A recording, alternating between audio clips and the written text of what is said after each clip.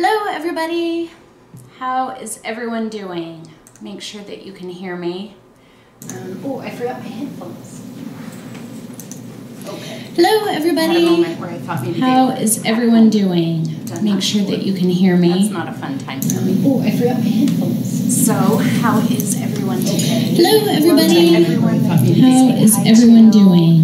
Make sure that you can hear me. That's not a fun time. There's quite a few more people in here now. So how is everyone today? Hello everybody, how is everyone doing? Make sure that you can hear me. That's not a fun time. There's quite a few more people in here now. So how is everyone today? Hello everybody, how is everyone doing? Make sure that you can hear me. There, okay. It'll take a second, but it'll go away. Sorry. Okay, so we're done. We're done overlapping. It's because that happens when I don't push mute on my video player. So essentially, because I'm watching it like you guys are, and so even though I have my computer muted so I don't hear it, it loops through the system and my computer picks it up and it's like this kaleidoscope. It just keeps getting more and more. But anyway, yeah, it's snowing and it's snowing really hard right now. So that's kind of cool. It's almost April, you know. It's a good thing I like snow. So, okay. So today we are gonna watch what video are we watching today? Oh, the Mystical Forest. I feel like so out of it because we didn't do a viewing party last week, and which by the way was for the finger painted poppies. So if you happen to have any questions regarding that painting specifically, let me know. We can definitely go over it. We won't watch that one today though. I figured things just kind of piled up last week and I wasn't able to make it, but then I was like, I think it's okay because it's a pretty simple painting anyway, and I doubt that you guys will have very many questions, but if you do, let me know.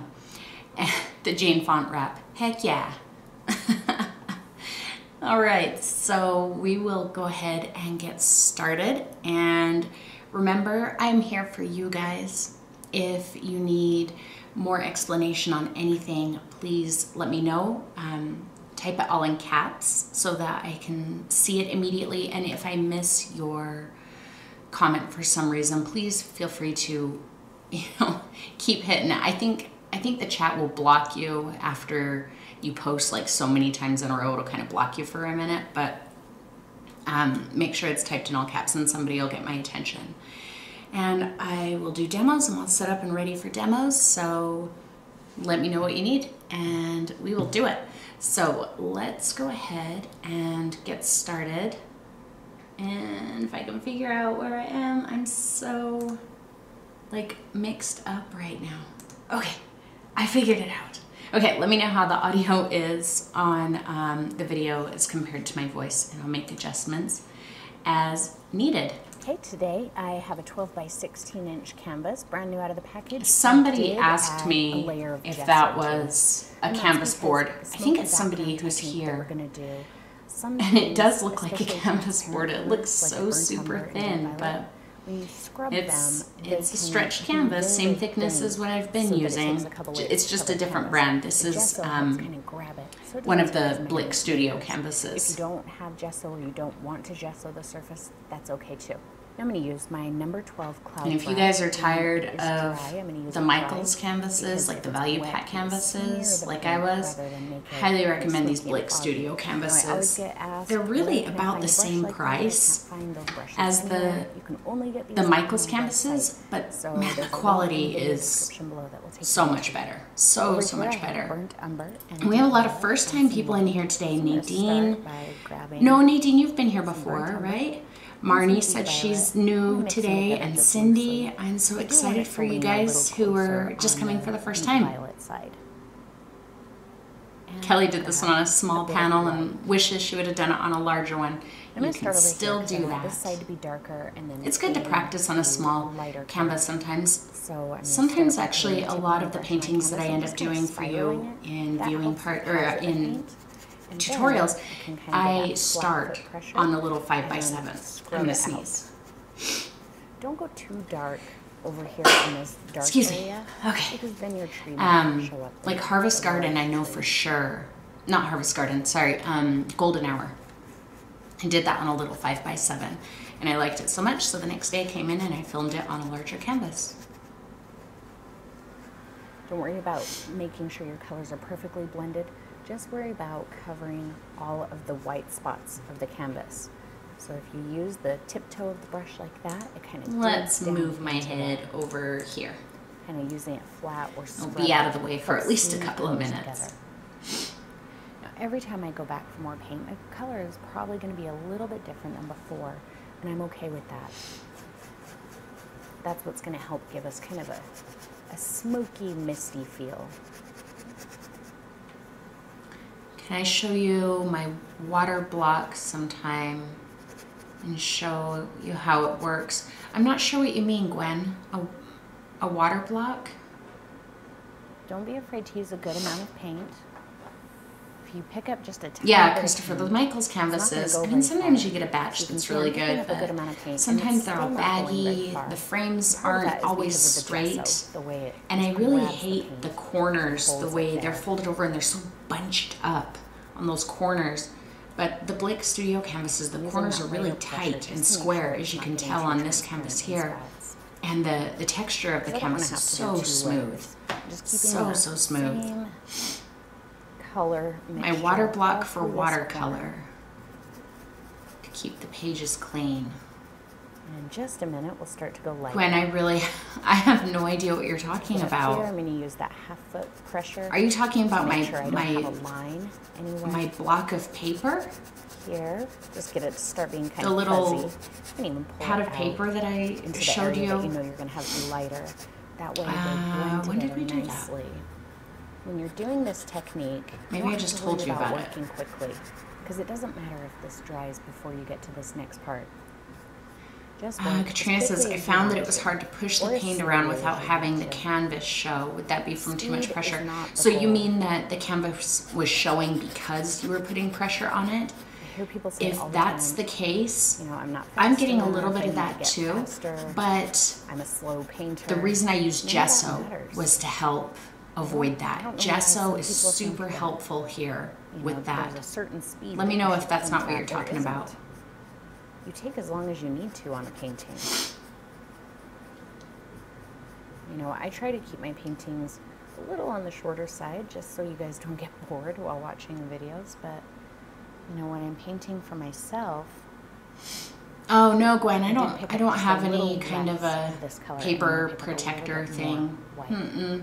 I think Start what you're just thinking about outside is the the color. Don't paper start into block it, that I was then talking they about. And lose what a I mean bunch by of a it. So you block start just is outside it's of like a it. block of paper. The paper is all attached on scrub it all down 4 into sides. And then you can just tear them off when you're done, Lighten kind of the like a pressure post-it little bit note, as I work into it. except it's attached on all 4 sides. Anyway, when I paint for myself, sometimes I'll take weeks on a painting. In fact, I have Oh yeah, Katrina, I Two bet going if it on was right now. on paper, that would definitely on change off how and the on for technique about works. That would 3 change how the weeks. technique works. and another one. Yeah, Gwen, I don't have that I'm here. almost a week into it. And But it when you're has looking for probably at watercolor least another paper, week's make sure worth of that work. you, if you're interested So, in that, you know, look for something painting called quickly should a not be block, your goal. a watercolor, Taking the time that you need to. you know, in the do what watercolor you paper. So want it's to not in a do. That binder, should be your goal. it's a Take your block. And it's just a bunch of sheets See glued how we down have on all 4 quite a color sides. difference here, especially if in And this so area. I like that Make because sure then I don't that have to the tape it line down to the table, and is I don't like light to and tape it pressure, down. and just kind of scoot it into there. Being careful that I'm not lifting paint. I'm just using. And I don't think I have it here. I think heavy all my body watercolor seems stuff is at to home. Kind of grab a little bit better. The purple Wait, and the it brown might be in my aren't any purse. Let less me see. transparent in the heavy body. Yeah, I carry around art supplies in my purse. To latch onto the area. And I swear with art Stay a little supplies, bit I'm like a shorter. So if you're 5-year-old using who any has lighting, like a probably won't dinosaur have collection. quite a You can't walk out of the house without the kid grabbing all of the dinosaurs. I'm kind of like that with So art the supplies. different brush strokes I'm using. Except my doing watercolor, this tiptoe obviously, which is all at curling home. thing, that's gonna lay paint down. Yeah, I don't have that So with it'll give me. you a hard edge. You don't want to do that. I will remember, and I'll show you that all over your canvas. next week. So go back and forth between that and kind of scrubbing. See how the scrubbing gets me a nice. Eileen says that a block she bought on Amazon is only attached on 2 sides. Right here. I'm just Weird. Maybe they're not all attached on 4 sides. Maybe it's just the one I got. That's. Right I assumed that they were all attached on all sides. That helps cover it.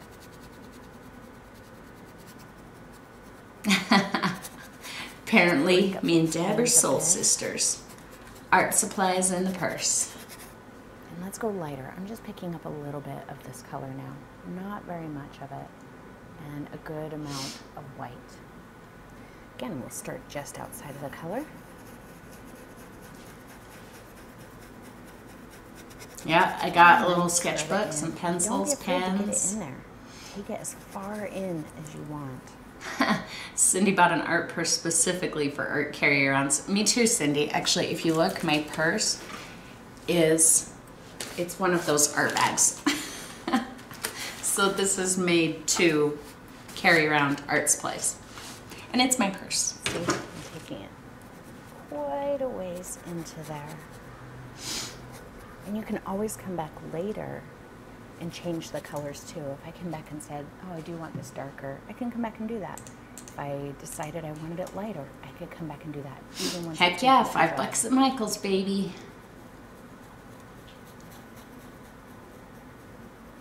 Probably the best $5 I've ever spent at Michael's.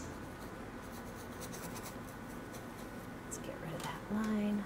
Some light pressure.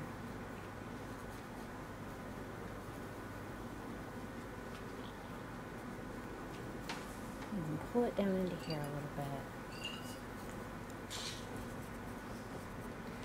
Did anybody do the background different? Like, did you use a different technique? I'm also really interested in what colors you used. I saw a lot of paintings from this tutorial done in different colors, and that's always one of my favorite parts, is seeing how you guys take it and change it. As you go over a spot, so let me know if you used a technique or a brush, a different brush than what I used in a similar way. I'm always interested in how you do it different. Just white this time. I still have quite a bit of that purple brown mixture on here, so I just picked up some white.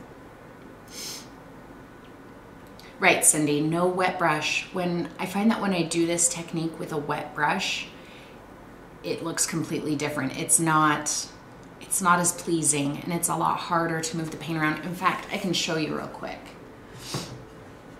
Let's see, we'll pause this. We'll go over here. And we'll go to our handy little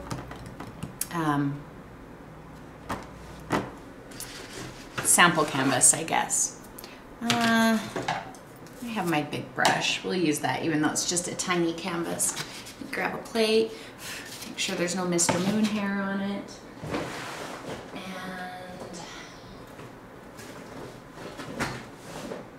let's use... we'll use some phthalo blue, just because it's a good color that'll show up. It's slightly transparent, but... Okay, so just a little bit of phthalo blue.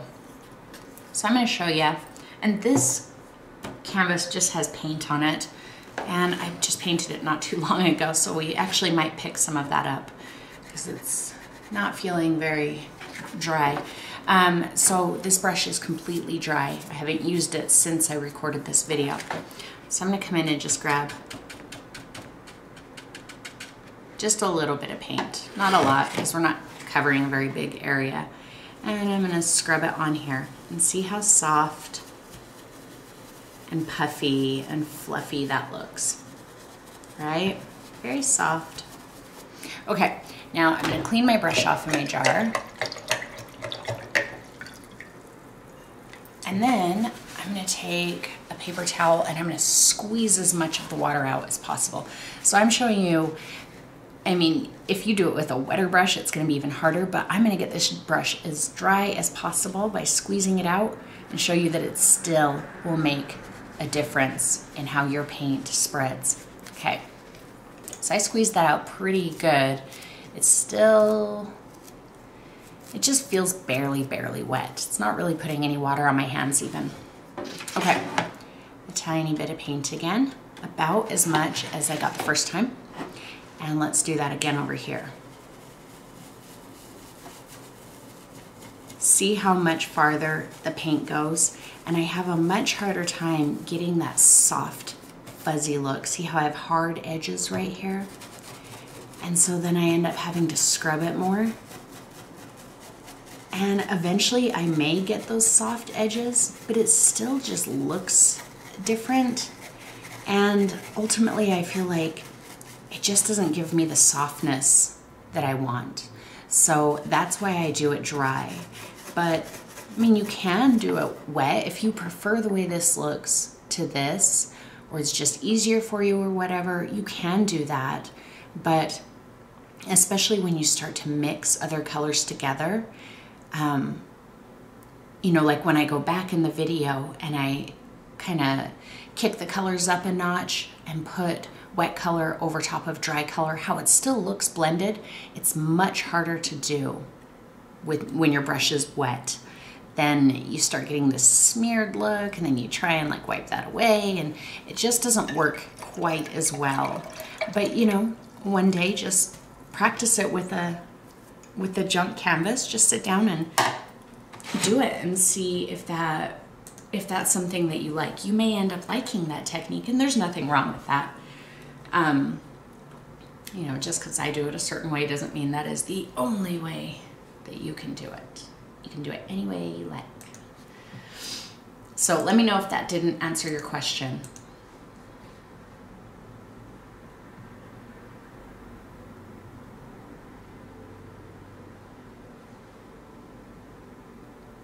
Okay, now I have a little bit of cadmium yellow medium. And again, I'm just going to pick up white, no more purple. And just a tiny bit of this yellow. See that? There's really not very much yellow on my brush. And again, I'm going to start outside of the color. So what that little hint of yellow is going to do is start Atra says, so you're saying we need 2 brushes for when we need a clean one. I'm not telling you that you have to have 2 brushes. But I have 2 cloud brushes. And I keep them both right there because, yeah, if I have to clean one, my options are either to wait for hours until it dries before I can use it again, or to just grab the other one. So you don't want a line where your yellow starts. Good, Cindy. I'm glad that helped. You want it to be really seamless, that transition. If you feel like there's too much purple on your brush left over, just wipe it off really good on a paper towel. Don't wash it.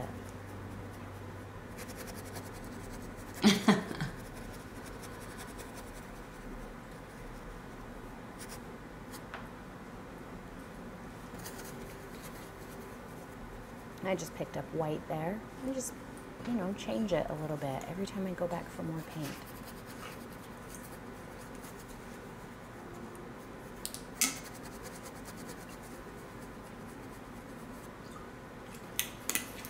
Just make sure you're not picking up too much yellow because you don't want this corner to be bright yellow. You just want it to be. I really loved the yellow in that corner. Just that little hint of it. It felt so pleasing to me. Deb says there's no such thing as too many cloud brushes. I don't know, Deb. I feel like you see my office. It isn't quite getting light enough. I did have quite a bit of purple. I have like 20 lifetime supplies of cloud brushes. So now I'm not going to worry about that. I'm just going to keep going. Yeah, Cindy, this would be really good for a still life background. Yeah, it would work really nicely.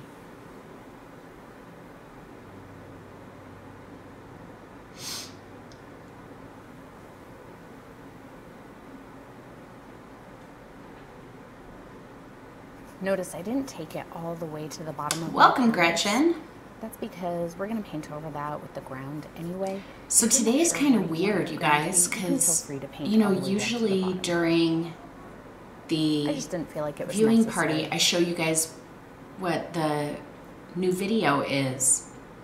And I already posted it to Patreon and the sponsors this morning. Okay, I never published it before. the viewing party. Come back, I'm going to touch So now I feel like something is missing. Over here that are still showing, and then just brighten this corner, and then we'll move on.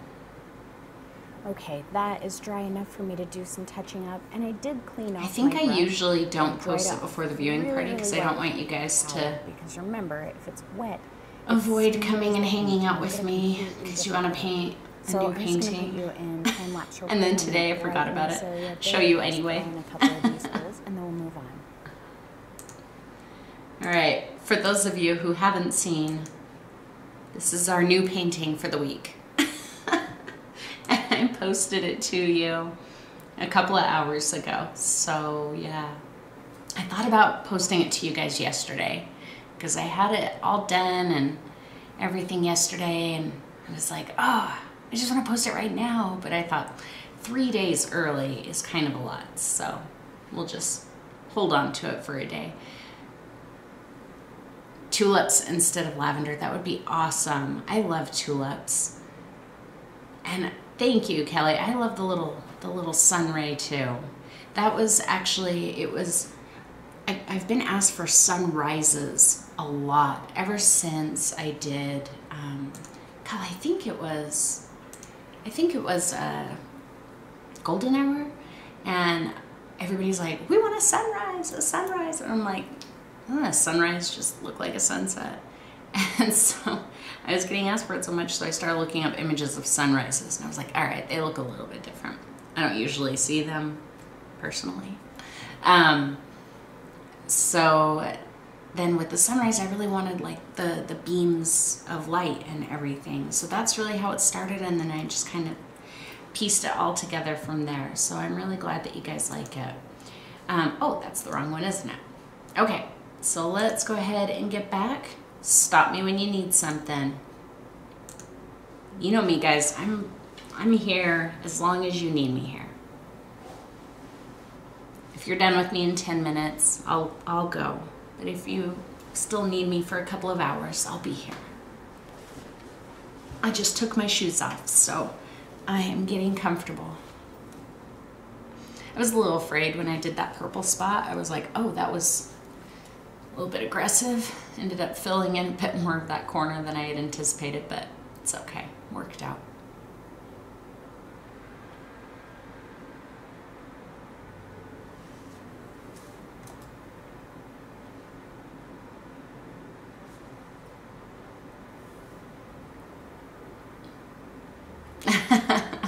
I was a little worried you'd complain about getting the video really early, yes.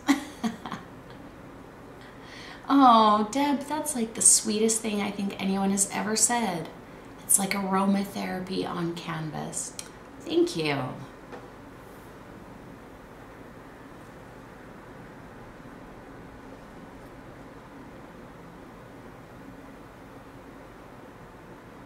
It's funny because I think I've had sunrays in my head for a while, because in this painting, in the Mystical Forest, I almost added sunrays, but I didn't because I wanted this one to be a little bit more of a simpler painting. You know, I go through these phases where I push you guys really hard, and so I got to this point, I'm like, okay, let's kind of back it off a little bit. Let's go pretty simple. I figured that the highlights on the tree would be intense enough for some, so I didn't want to throw in the light rays and it goes super thin. Really, the way we were, you know, put some of you guys to work. It kind of thins the paint out as it goes. So good, Kelly. I'm glad. I think I do a little bit of talking about kind of finding that meditation spot in the lavender field too. That's something that I kind of became aware of in myself, you know, through my couple of personal paintings that I've been working on, is that I kind of get into this, you know, I guess it's like the zone, but it is very meditative. And I'm going to move on. It's different than just, you know, working straight through. It's very focused on, I want to use this brush exactly what you're doing at that moment. What did the brush just do? What how does the color relate to everything around it, and really not thinking about anything else, even the bigger picture. There's no judging, so it's got a good amount of strength. And that's such a satisfying way to work. And so that's kind of what I really want to impart to you guys. And what we want to do first is create a color very similar to the lightest part of our sky. Gretchen's meditating on tree highlights for 2 days. I'm going to grab just a hint of my purple-brown mixture. And Mary asks, when you're painting for yourself, do you do an elaborate planning process with thumbnail sketches and everything? It really, thumbnail sketches, no. I don't do a lot of sketching. For me, when I have an idea, if I like get it out in some way, then it's out and the idea is no longer fresh and I'm no longer interested.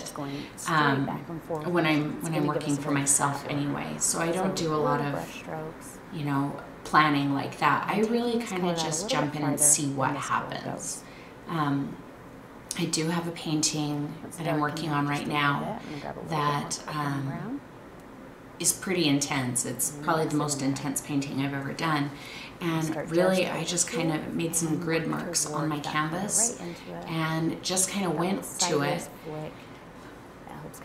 I knew that I wanted to push myself to do something different than I'd ever done before, but I really didn't go to it with pressure and say, oh, this better turn out. This is going to be so awesome if it turns out. I'm like, if it doesn't turn out, it doesn't turn out.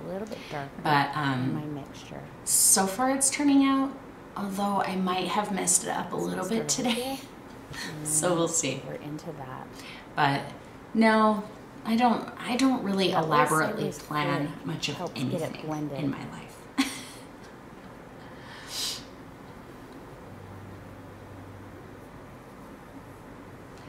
Mary says, I really appreciated how you said that your painting often takes a week or two or more. Yeah, you know, I think that sometimes you can get an idea that this is how I should paint when you're watching a tutorial, you know? And the reason that painting in a tutorial takes an hour is because you guys really aren't going to watch for more than that, you know, to an extent. But a bit of extra water. If I actually filmed how long, like, any one of these paintings, if I were to do one of these paintings for myself on my own and make it look the way that I wanted it to, if I were to film that, 3 hours in, you'd be like, okay, when do we finish the background? Maybe not that extreme, but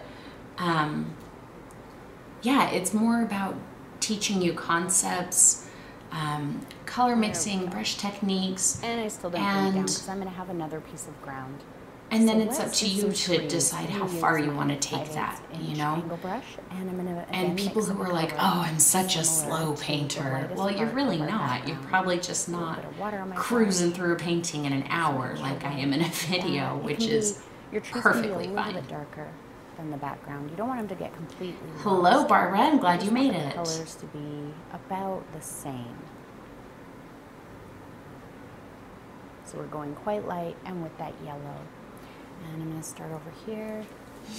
That might be too light, but let's see. I'm going to start up at the top. So my angle brush is pointing up. And I'm just going to drag that down. That's not too bad, actually, that color. I'll do a few. See, they're very thin. And widen out a little at the bottom. These are just going to be very distant trees. Oh, this is Barbara's new favorite color. Awesome. Burnt umber does amazing things to colors. Burnt umber is one of my favorite colors to mix with. Tell too much right here, but I can't think of a color so I'm just taking the edge of my brush that I don't care for the way it mixes with burnt umber. Oh yeah, there is one. I don't really care for burnt umber on its own. Like mix white in it and you get like this bright red, brown, pink color. It's not my favorite, but seriously, you can mix burnt umber with everything from red and green and blue, purple, pink, everything, gray, and it mixes so beautifully. So it's just the edge. So if you ever need a new color, I highly recommend picking a completely random color and mixing it with burnt umber and seeing what happens. Add a few more. Add as many as you want. If you just want a couple, just do a couple. Katrina says, I struggled to get the color right with the trees. So what about it, Katrina? Because there's not really a right color. It was really just starting with a light color and working toward a dark color. But tell me what you mean. But also keep in mind that the color is going to be relative to the color you're putting it on. So like here in just a minute, where I add that one tree right here, and it looks way too light, but it actually ends up being darker than the tree that I add right here. It's relative to what it's on top of. And there's not a right and wrong. In fact, look at my trees here. See how pale this one looks? This one behind my hand. See how dark it looks? They're the exact same color. It's the exact same mixture of paint. It's just how they look on the different color backgrounds. That's okay.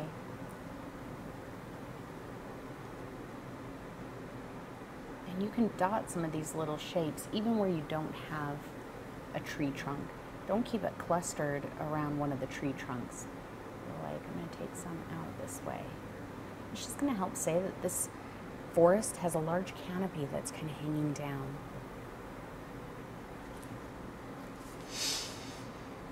Okay, let's go a little bit darker. Pull a little more purple brown. Oh, a heavy hand with the yellow? That's okay. There was maybe just a little more sunlight coming through your forest. That's not a big deal. And you can let these overlap. So just Antra said, I tried hard to mix a brown and found it very difficult. So actually, mixing brown can be super fun. Super fun. If I am using brown, if my color that I want is brown, I don't use brown in a tube unless I'm using burnt umber and adding something to it like ultramarine or something to tone it. But I have found that some of the most vibrant, rich colors of brown you can get are made by mixing purples and yellows or reds and greens. The blue-orange mixtures tend to be too light and kind of gray and lifeless for me. They just seem to be a little lifeless. But purple-yellow is my go-to brown mixture. And it's going to depend on which purple and which yellow you use. Some of them mix really nicely together. You know, like Diox purple and yellow oxide mix beautifully. You're not going to get a nice brown with that. But Diox purple and cadmium yellow deep, oh, they don't make a beautiful ruby color like the yellow oxide. So those are good for a brown. Which reds and greens work? One of the ones I like the best is alizarin crimson and hooker's green. That's a really nice kind of a, I mean, it's going to depend if you lean it more toward the green or the red. I tend to lean it a little more toward the red. And it gives you a really warm, kind of a woody brown. It will be a little on the transparent side. But also remember, it's relative to the colors you're putting it on. Yeah, it's not like an in-your-face, phony-looking brown. This exact same color from here and put it over here. What's another good one? It's going to look lighter than that one does. And so it's possible that these colors are pretty exact. That's really, I think that's really the only red-green mixture I use when I'm going for brown. In fact, this color is slightly darker than that color. Okay, let's go darker still. Mary said, my main frustration is when I mix up a string of values to work from and they all look very different on the palette, and then I put them side by side on the painting and they look alike. So, Mary, again, I'm going to overlap. Were you here 2 weeks ago when we talked about value charts? We made some value charts and I still have mine sitting here. So, let's talk about that real quick, okay? I know a lot of you were here for this, but everybody said that it was super helpful for them. So we can go over it again. Yeah, Eileen, you want to go with a warm and a cool, and that's why like the some purples and yellows mix well together and some don't. So like Diox tends to be, it's kind of a bluish purple, a little bit of a bluish purple. And yellow oxide is kind of desaturated. It's not a real warm yellow. And so when you put them together, they make a really nice color. Whereas, you know, Diox being having a lot of blue in it, mixing it with Cad Yellow Deep is very, very warm. So you put those together and you get more brown. Another reason why you can mix quinacridone magenta with phthalo green, and you would think that's like red green, but you end up getting navy blue because they both lean very strong towards blue. So in that case, you would want to use like maybe cadmium red instead of quinacridone, or some other green that leans much more yellow than it does blue. So, okay, yes, this is Mary's first. Yes, and we got some requests for some of the value chats. So I still have my little, whatever we're gonna call them. I've got them. Okay, so the first thing we're gonna talk about is this value chart that I made. This is just a canvas. I have, okay, so in short, there's essentially 10 values of gray, right? With 1 being white, 10 being black, and then everything else in the middle. So this is roughly like a 5 or a 6. So this is about a middle gray. This color would be about a 2. It's white, but it just has a tiny pinch of black to it. This is about a 9. It's black, but it has a tiny pinch of white to it. So you can see my little dots on here, and all of these dots, they are both Diox purple and cadmium red on all of them. Now, what I want you to do is squint your eyes really tight until you can just barely see. All you can see is light and dark. You can barely see shapes. You can't see colors. And when you do that, you'll see that here, you can still see both of those dots. That should tell you that these dots are darker. They are a darker value than this background. Let's look over here. When we squint really, really tight, I can still see the red one. So that tells me the red is a lighter value than this. The Diox is probably about the same value, maybe even a little bit darker, but this is a lighter value. So, you know, if I were to lay out, let me show you here real quick. Got my red, and I probably won't find my Diox so easily. Please stand by. Oh, come on, Diox, where are you hiding? I just used you. Sorry guys, my big old bag of paint is kind of a catastrophe. Here, I'll put my goofy mug right there so you can see me digging through my bag of paint. It's in here somewhere.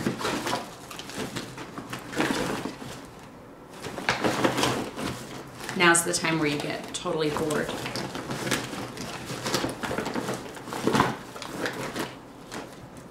Oh, there it is. I found it. Yay. Okay. Now it's hot in here. Okay, so if I take my cadmium red and I just put like a little, just like that on my palette, okay? And then I take my Diox and I just put like a little,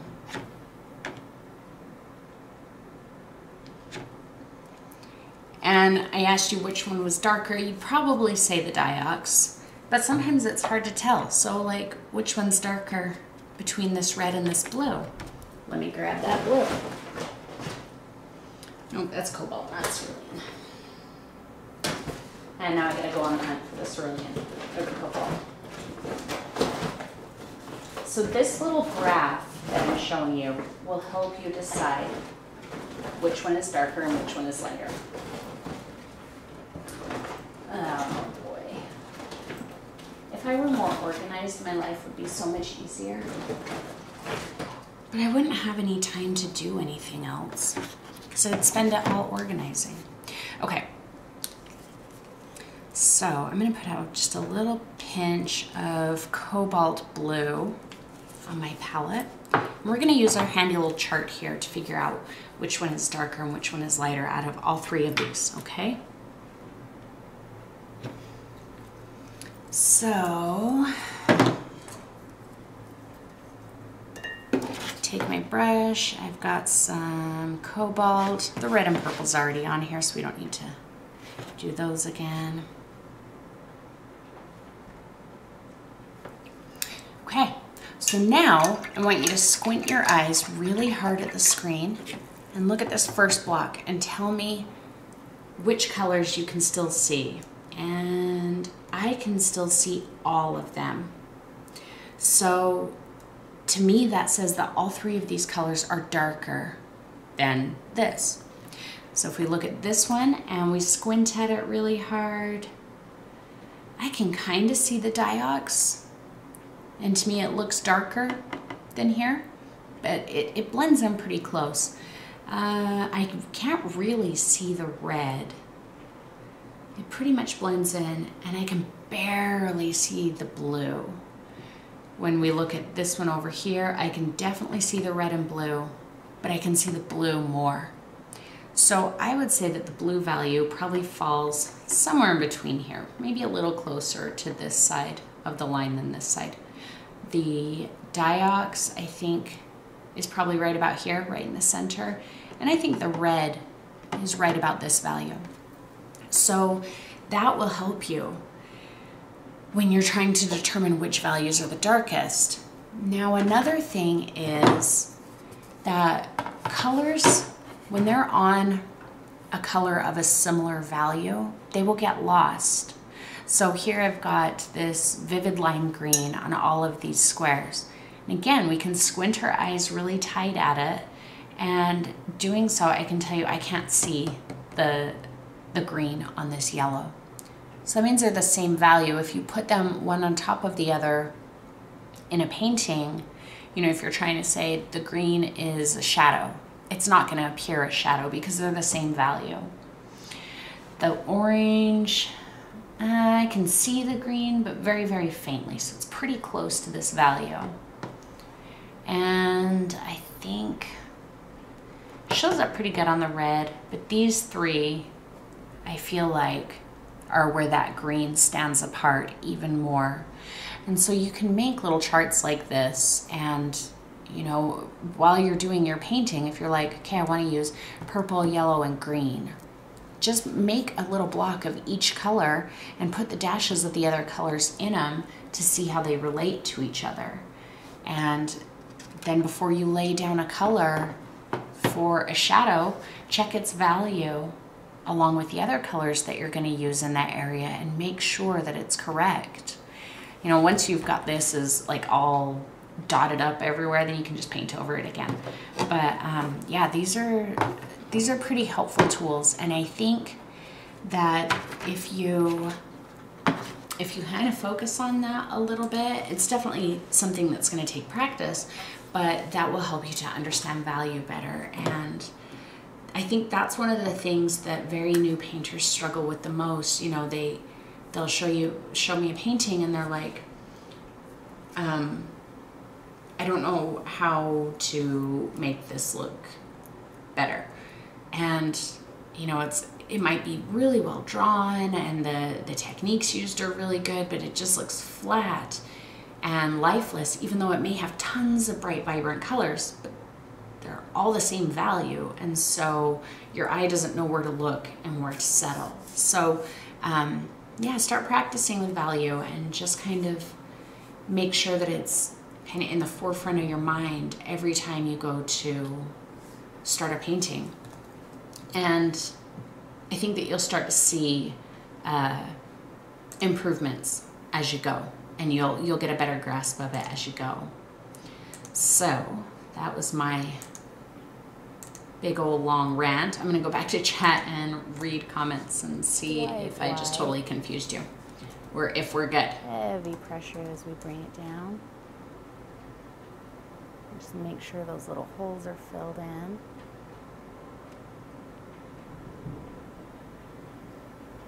Oh, we didn't do the leaves on the other trees. We should do that.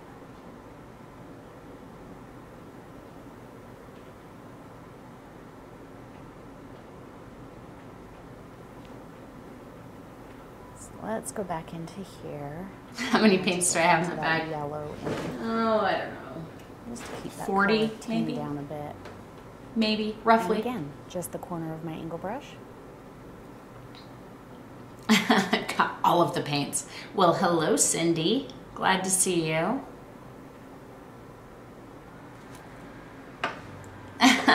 Guess I shouldn't have said the answer, huh? You guys are guessing now. Good. I'm glad that you guys like that. And so that's what I mean here with the trees. The value is relative. Okay. Right? So that dark color. That one tree looks way lighter than the other tree 6 inches away from it, and they're the exact same color. Actually, the lighter tree turned out it was a slightly darker color. There's still some white in there. And that all has to do with value.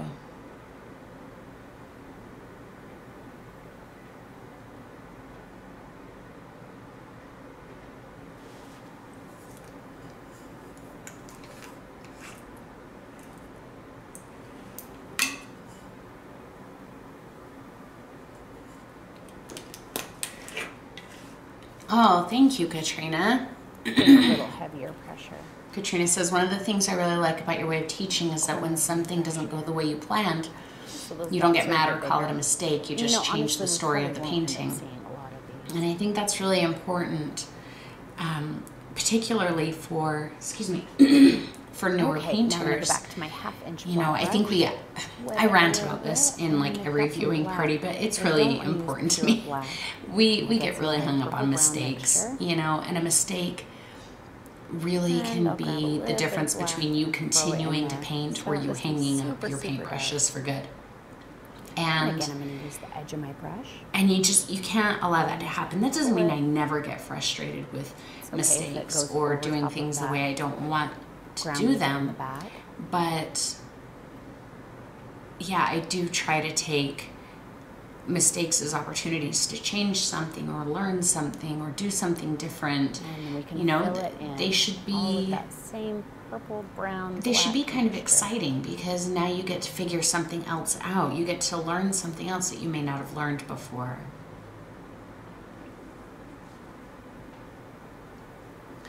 Marnie asks, how did you make the colors in your grayscale? Does it need to match a particular gray? Now we can start working on. So I actually learned how to do that from this book, which I highly recommend. Here, I'll pause it because I know I'll get a million questions about what book it was.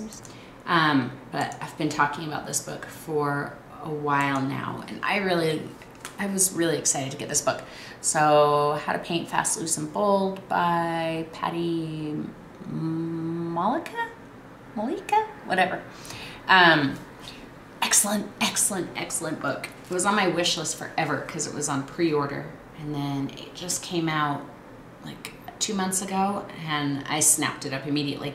But there is a ton of information in here about value and color and everything, and I had never heard how to do that before with the little value chart, and she's got a whole section in here on it. So really, I just kind of matched her values. She said hers were right, so I took her word for it. But if you guys are looking for a book, I would recommend picking this one up because there's not a lot of like there's not really like any tutorials in here, but just tons and tons of information. There's a couple little projects, but it's not like a step-by-step tutorial to create a particular painting, you know, like what I do. But fabulous book. And I'm not sponsored by them, but I probably should be, because I've probably sold a lot of books for them. Okay. I'm going to kind of decide where I want to start. Bring a line kind of up. Oh yeah, except for that one canvas that needed killing. It had it coming. There. And again, over here. We'll cross it over there. Yeah, guys, don't critical talk yourself. And perfectionism, no. I could say a million things about perfectionism. You guys who are perfectionists might not like me anymore. Perfectionism doesn't belong in art at all. At all.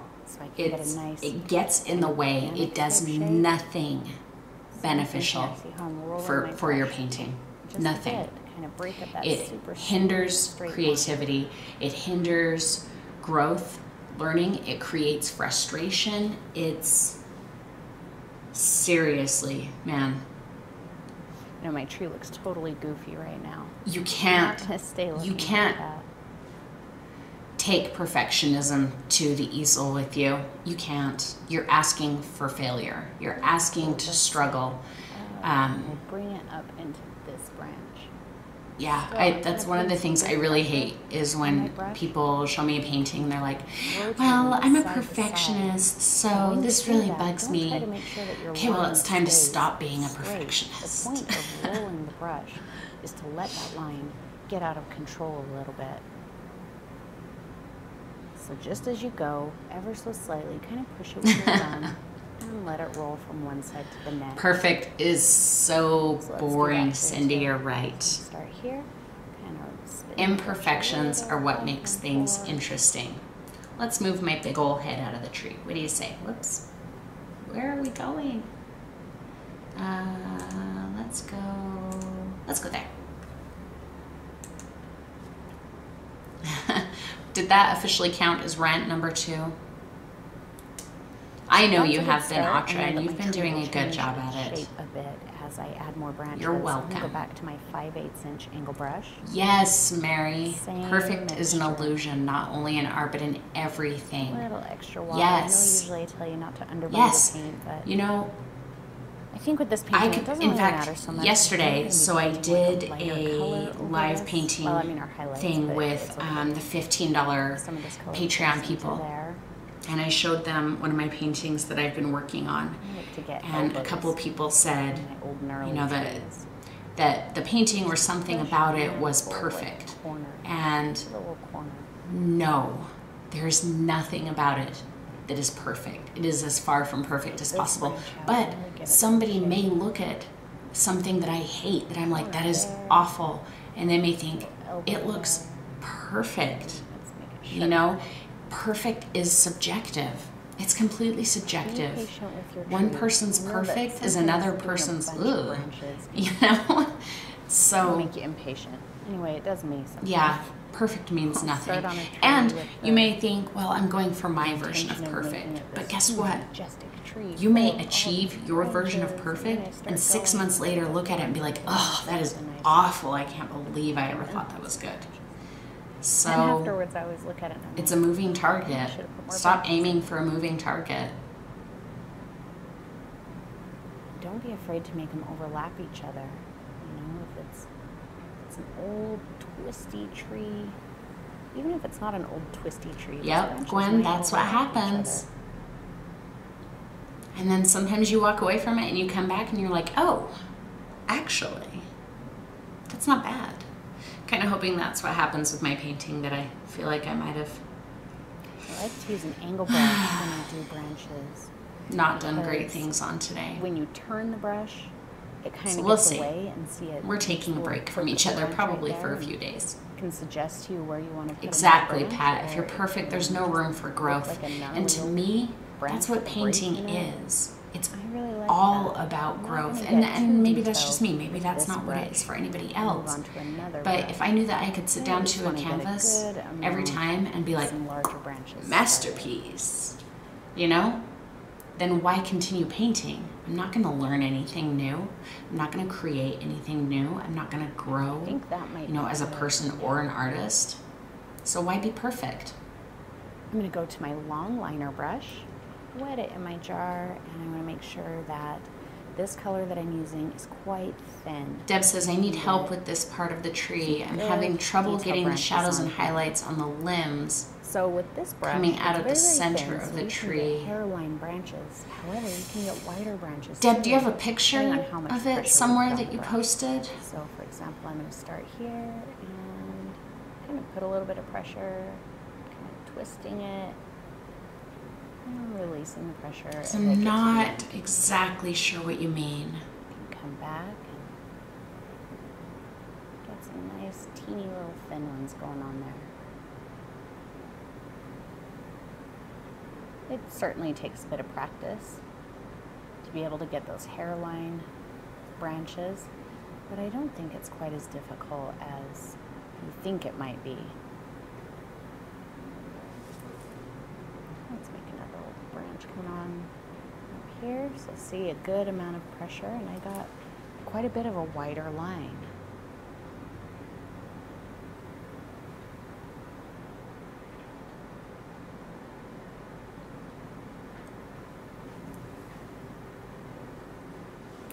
Welcome, Mary. So sometimes I think that It's on Jan's page. All right.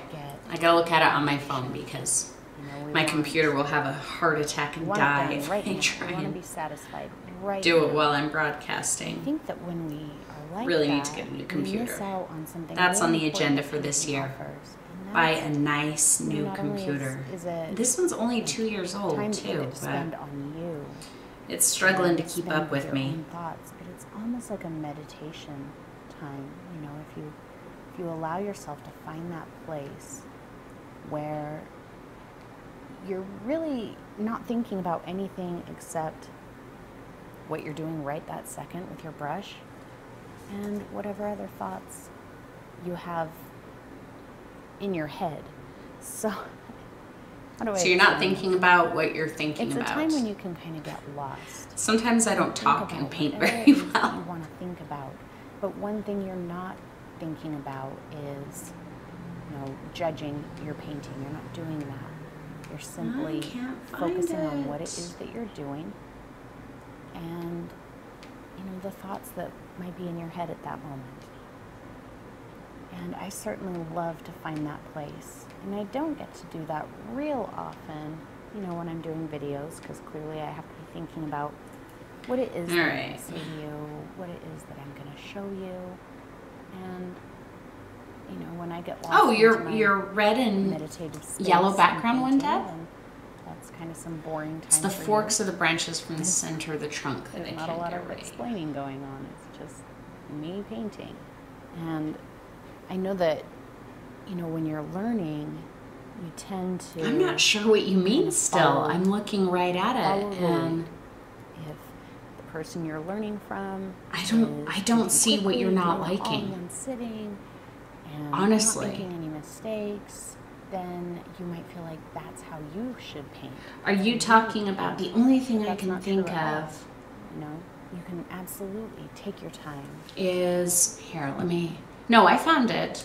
I just don't understand what you're talking about. So, can I hold my phone up and show? I mean, it's posted in the group that everybody's here in, but I just want to make sure that I can hold it up and show, if that's okay with you, before I do it.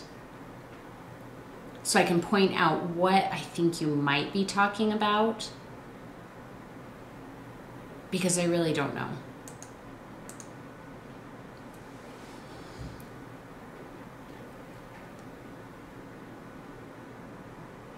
Deb!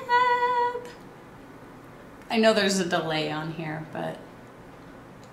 Okay, well, until you answer, the only thing I can think that you might be talking about is that, like, when a branch separates, like in one part, you've got both edges. Okay. And where it separates, you've got both edges with the light color on it. Come on.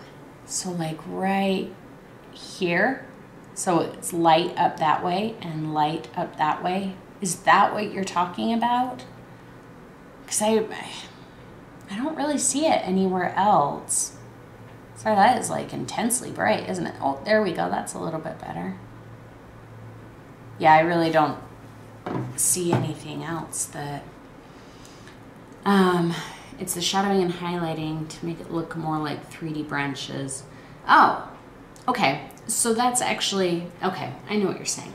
So I'm going to do a really horrible example. It's going to be really just cheesy looking, but hopefully it gives you an idea of what I'm talking about. And I'm just going to use the colors that are on my palette. Okay, so here's some phthalo blue. And we'll say, here's one of your branches, okay? There's a branch. And there's a branch, okay? So to make those look separated, here's what you can do. Uh-oh, I'm searching through the bag again. Oh, I found it. Okay. This white is almost gone. Oops. I don't need that much white. Okay. So, one thing that you can do is take a little bit of your white or highlight color, whatever it is. Decide where your highlight is. I don't know. I'm just gonna pretend it's right here. So we're gonna be highlighting along the top edge of this branch, right? And instead of stopping right there, let's say that this branch comes from the tree right over here. That's where it grows out of, right there. And now it kind of looks like, you know, like this part is behind the tree kind of poking away from us, and maybe the highlight would be, you know, right there or something. You could also, if it's going to be highlighted on the bottom, let's see. Let's just do another one here.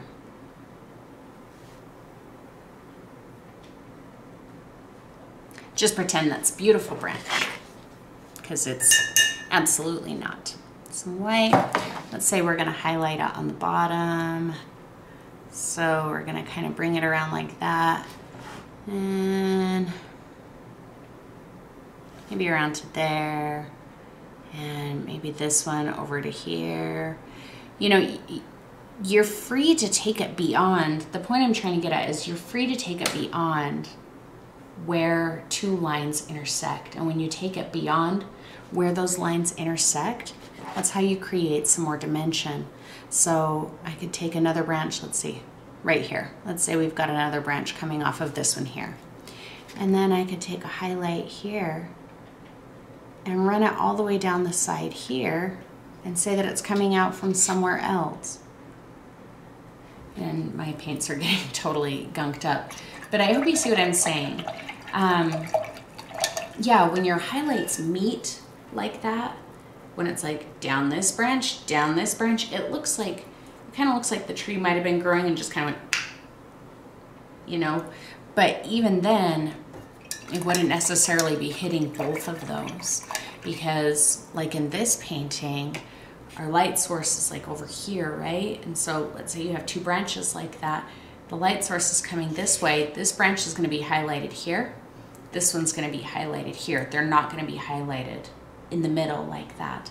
So, you know, focus on that, but then also on taking the highlights beyond where two lines intersect. Did that work? Did I totally confuse you? Let me know if I totally confused you, because that's always possible. We're about to get into the highlights here in the video, so we can definitely stop and talk about that once we get to it. You know, the only reason I typically show you how to do a painting start to finish without all of the error corrections, and you know, which we do sometimes, but Thank you, Pat. I'm glad that you enjoyed that. I mean, I know that Deb says that helps so much. Getting those branches to go the right direction has been a challenge, and that explains it. Good. I'm glad to hear it. Not to. So I'll try and point that out to you when because I'm pretty sure I have at least a couple of parts in here where I do that. But I guess what I'm getting at is. And look, it's, let me just pause this here real quick right there.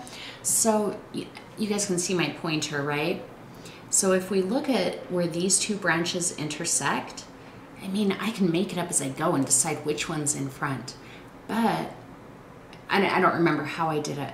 But one thing you can do is, so this branch, I could take my highlight down that edge all the way down this edge in one long line. And then this one can come up like it's coming behind it, you know, so we don't see where this branch attaches to it. So, you know, don't sit there and try and look at it and go, oh, but I can't tell which one's in front and which one's behind. Cool, so make it up. You can absolutely make it up. But I think what we're talking about, I did do on this one. I'm pretty sure I kind of took a highlight here down into here rather than stopping it right where it met this part of the tree. Don't put pressure on yourself, you know, to think that you have to do it as quickly as I do it, or you know, that you have to be proud of it the first time. And sometimes I'll kind of take a hint from like the little ridges in my paint, you know, which one is, you know, it's like which ridge kind of cuts in front of a branch. Maybe I'll decide that that's you couldn't just you know, watch the one a that should be in video on how to front. drive a car and then go jump in a car for the first time and be a pro driver. You know, you had to learn. Probably you had to make some mistakes. Hopefully not too detrimental mistakes, but I'm sure that you made some mistakes, and you probably still make some mistakes when you drive, and that's just the nature of things. That's Good. Things are, and it's Good. It's the same thing with painting. It takes practice, and even once you're practiced, you still may make mistakes. So don't let that, you know, don't let a single mistake dissuade you from continuing painting.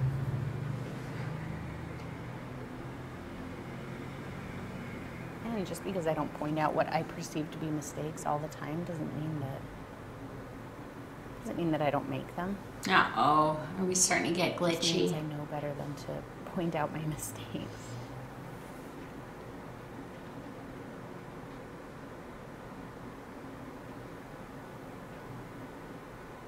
So I think I'm done with these branches. Katrina says this is about the point where I stopped caring about what my tree looked like. The wine probably helped. See, loosen up your inhibitions, and you just went for it. I bet your tree looks awesome. In fact, I think filbert. I think I saw it, right? We're gonna start adding. You posted a picture of it, and you were painting it in on paper in a notebook. Brown black mixture, and it did look awesome. And I'm gonna mix a bit of white into it. Not a ton. I still want it to be quite dark. Just a little bit lighter than our tree.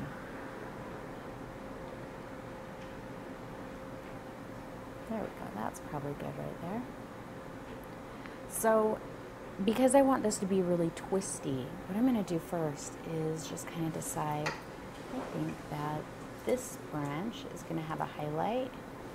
Bring it down, and I'm kind of rolling. Okay, here we are. See, well, I mean, this is for the trunk, but see, I just totally bypassed that connection point. And I started the highlight up here on top of where these other branches come from. So that automatically pushes those other branches to the back, behind this one. Back of that line a bit.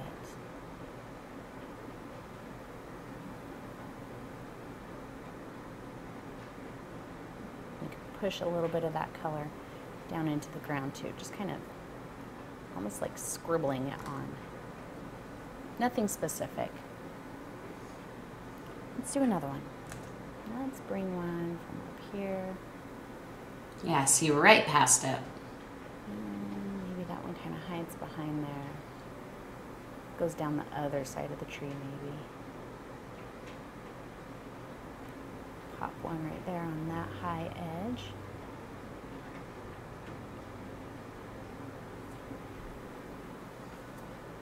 Now remember where our light source is. Our light source is where the brightest area in the sky is. This is where our light source is coming from. So if this helps, because I know a lot of people are confused about where they put highlights, how they know where their light source is. This is our brightest area, so this is our light source. I'm going to take my hand from my light source and start moving it toward my tree. And everywhere that it hits, first. Good, Mary. I'm glad that you like that. Rolling the brush to get you a little bit more of a organic line. And a little bit right here. Oh, heck yeah. But our tree is twisted. Eileen pulled out the creepy tree. It's just to get an idea. Let's do that. I hadn't painted a creepy tree in so long. I felt like it was time. Maybe that comes up here. Just a decision that I made. And anyway, it hits everything on this side of the tree. It's not hitting over here, right? Because I have to hit this part of the tree first. So I'm really not going to put any highlights down anything on this back side.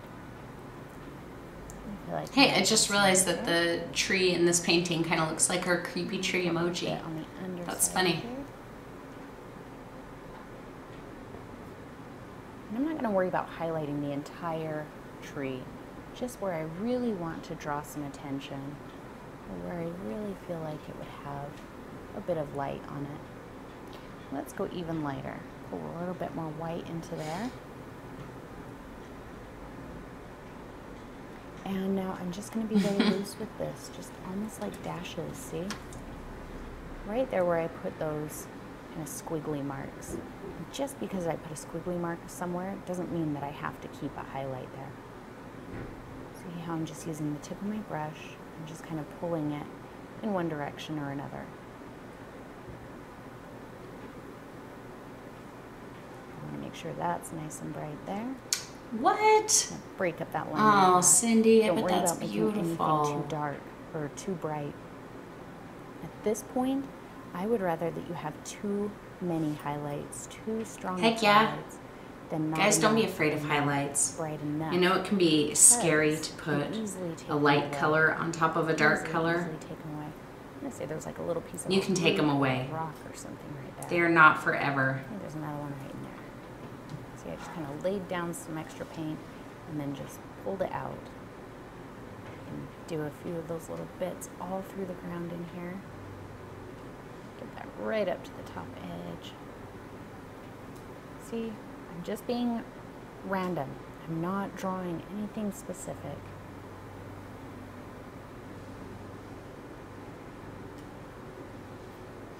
Who else is impressed with my pan and scan on my video here?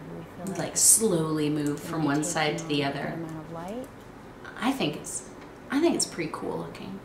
But if things like that ever get irritating for you guys, I would want to know. If you're like, I hate it when the camera starts moving.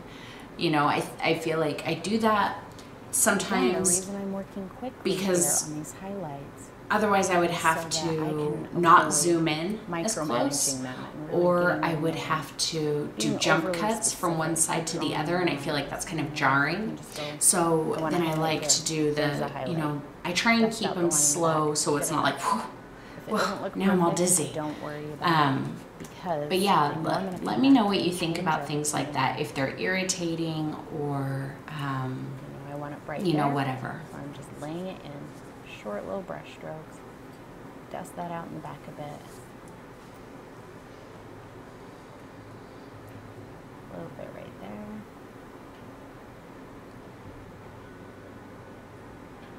And let's go lighter. Oh, that's weird, Katrina. Now, every time my color gets lighter, my brush strokes are a little bit smaller. Katrina, are you on a computer or a tablet or what? See that? I'm not covering all of those colors beneath. Okay, you guys, you like the slow pans. Okay. See, I just don't want to jump cut in there again. And the colors that you just did, you can put it somewhere. So we went in nice and that slow. Color doesn't exist.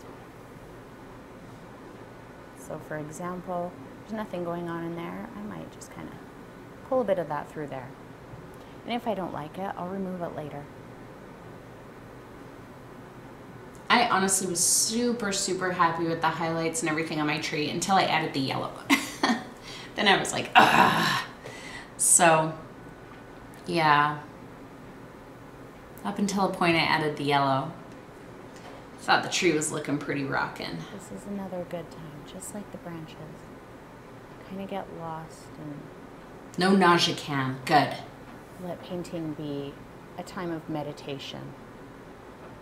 But you really can only do that if you're not judging. If you're judging... Yeah, I don't know, Katrina, because I've used emojis a few times today and I haven't had any problems. Whatever. You can't even use them at all, Gwen? Weird. Yeah, I don't think that my highlights look no problem at all. But I know they'll change. So I'm not worried about it. Just put a bit of this. Yep, meditation talk. To get out of the emoji mode, you just have to click back on the keyboard that shows up under it. So under the emojis, you see a keyboard and a $sign, and then the little send arrow. Just click the keyboard again.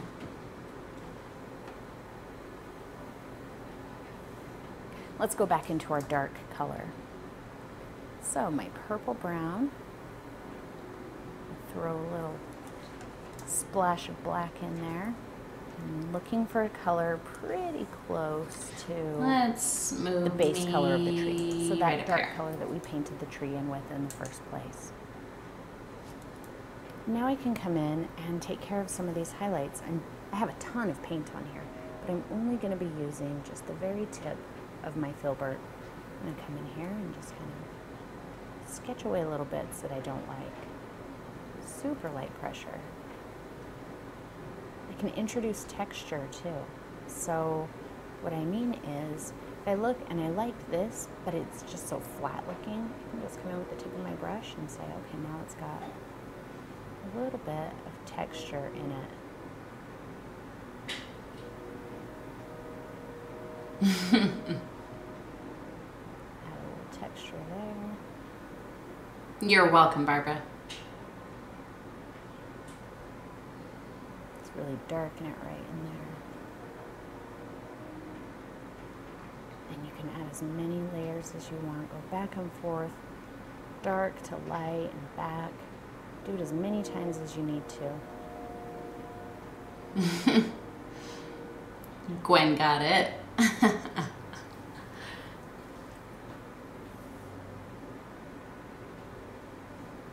So for the most part, I'm just I saw some great highlights on tree trunks too, you guys. Everybody did it so different. And then it's gone. And they all look so good.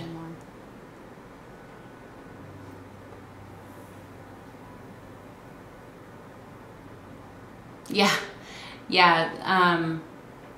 For those of you who have been here to Ogden, you know that we are very train heavy. There's a lot of trains around here. I didn't even hear it, Mary. I was like, in the video you heard a train? And then I realized that I did just hear a train. But yeah, we're probably, right. I didn't want to put that there. like within walking distance to the train yard from here. I'll help you decide if you really like it or if you want to Yeah, just about everywhere I've ever lived here, you can hear, see, and or feel trains. I think this is actually looking pretty good. Just going to punch some of these darker areas. Gwen, there's a link in the post that you commented on this morning about it.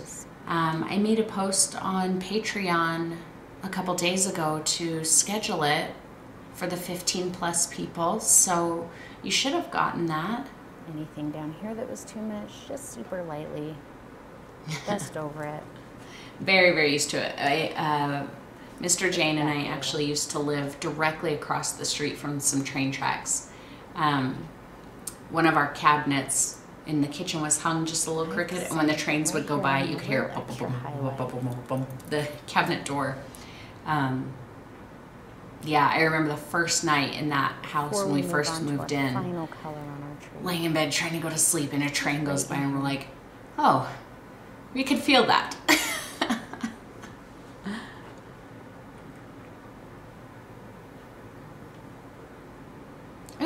good. That sounds gorgeous. Shadow color.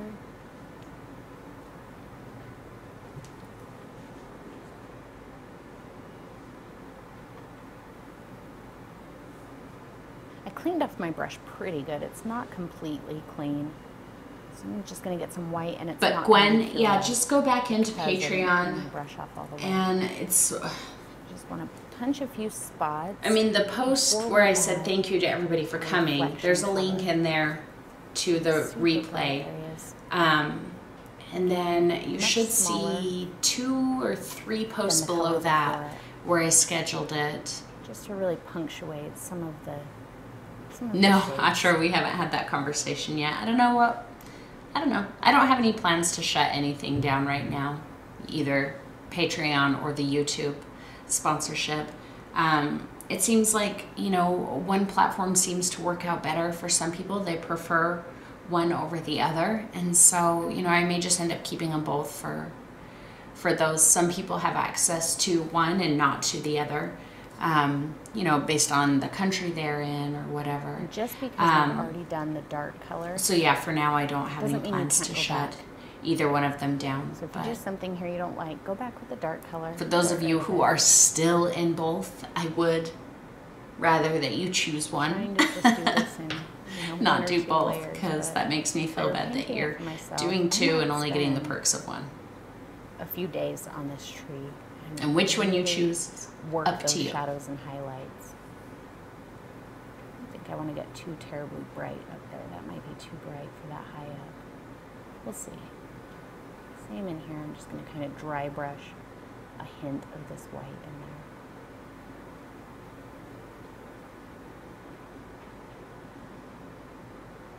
Right here we'll get a little bit more.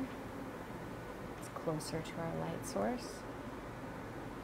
It has been snowing like nonstop for hours now, but it's not sticking to the ground, so it must be kind of warm outside.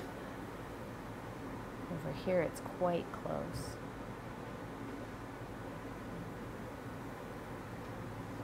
You want to be able to paint the picture that I posted on Instagram. Which one, Marnie? The one from yesterday? From the live event? Break on the canvas too much when you're getting too much of that canvas texture showing. The live, yeah, so once a month, the $15 Patreon people and I are getting together and doing like a live painting, kind of viewer directed. So like they gave me directions and then I would kind of go with it until I needed to make a decision, and then I would ask them and they would give me some direction. And we ended up like what I ended up painting wasn't so much like a finished painting, but I think it was really good because it served as kind of a conversation for us. So we talked a lot about composition was mostly our conversation, but also, you know, how I go about kind of creating a painting, kind of the steps that I take and how I think about, okay, well, I know I want this element, so what's around it and how I determine that. And again, see, I can pull it into areas where that light color isn't. Is there any benefit to choosing only YouTube? It's really up to you. On YouTube, there's just the $5 level, you know, so if you want to do the live directed painting, that's a Patreon $15 a month perk. I honestly wouldn't be surprised if YouTube introduces levels as well. I hardly think that Google's gonna, you know, miss out on an opportunity to make some extra money. So if the perks are ever, if it's ever to the point where I can set levels on YouTube, I'll set a $15 perk that's exactly the same as the Patreon one. So it really just depends on what perk level you want to be at and which platform you like using the best.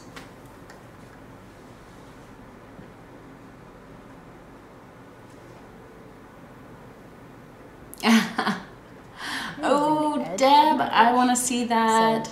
She says that she's painting along right now to practice the tree, and it's coming out great. And I want to see it, so I want you to post it in the jams as soon as you're done there. Make sure you tag me in it. I'm just going to take a color that's a little bit... It was a lot of fun, Eileen. I was really nervous yesterday, you know. And just kind of scratch some. Yeah, we had a lot of fun, and I'm really looking forward to the next one. Hey, Deb. Let me, I'm on the wrong screen. Where are we? Okay, right here. See? See how I took that highlight right down past that one?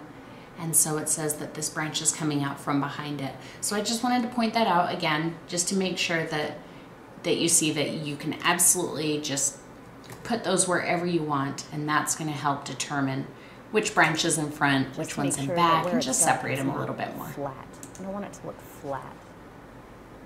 So you're just almost dry brushing it into some of the areas.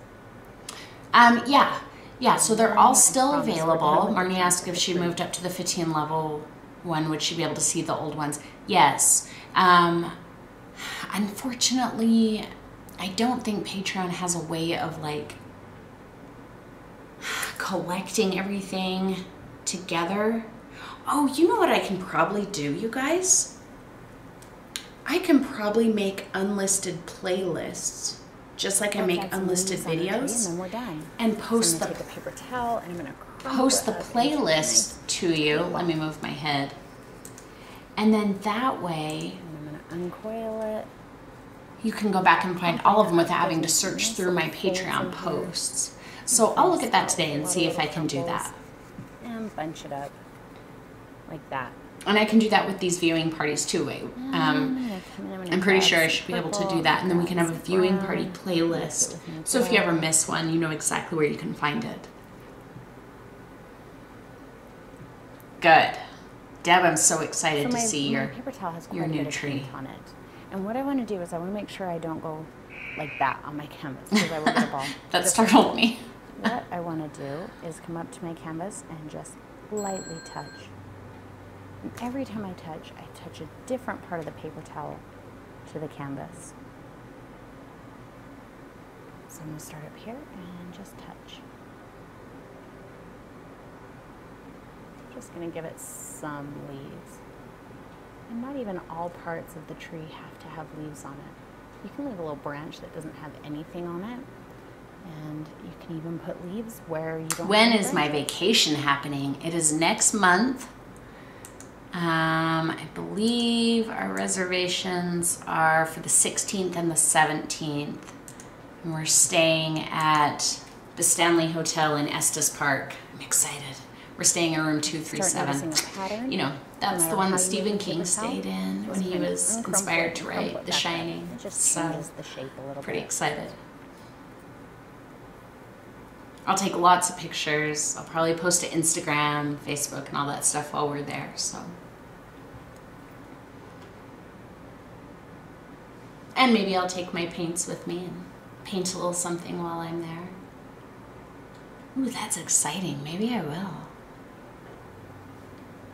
If you do have a spot where you want to... And no, it's very short. It's a very short vacation. We were actually going to go to Denver for a few days before that, so we were going to be gone like the 14th through the 17th or the 13th through the 17th or something. Then my cousin is getting married the weekend. This is the same way we did like 2 days before we leave, so golden hour painting. We'll see. We might stay longer than that, but we'll only be in Estes Park for the 2 days. But we might go hang out in Denver for a couple of days because we've never been to Denver. Right over top of your tree trunk. You know, if you were looking at a tree... Yeah, Mary, we have, between Vince and I, we have probably just about every Stephen King book there is. And between the two of us, we've read just about everything. Right over top of the tree trunk. Oh yeah, we've been to Estes Park before. We've stayed at the Stanley Hotel before. Never in room 237. Picturing it as a spring tree. But yeah, Denver. We've never been to Denver. Too overly thick. But yeah, we were in Estes Park. We stayed at the Stanley in 2000. I'm putting highlights on the leaves, but now that I look at it, I don't feel like it needs it. 9? So I think it was 2009. So it's been a long time since I've been there. Oh, I think, am I done? Oh my gosh, don't pause on my stupid face. Okay, good. I'm always so afraid that like during a viewing party, I'm not gonna get to that in time to hit pause. And then I'm gonna hit pause and I'm gonna be like, which, you know, I do all the time. When I'm editing my videos, you know, I always pause and I'm like, oh, I really hope nobody ever hits pause right there, because I look like a straight up troll.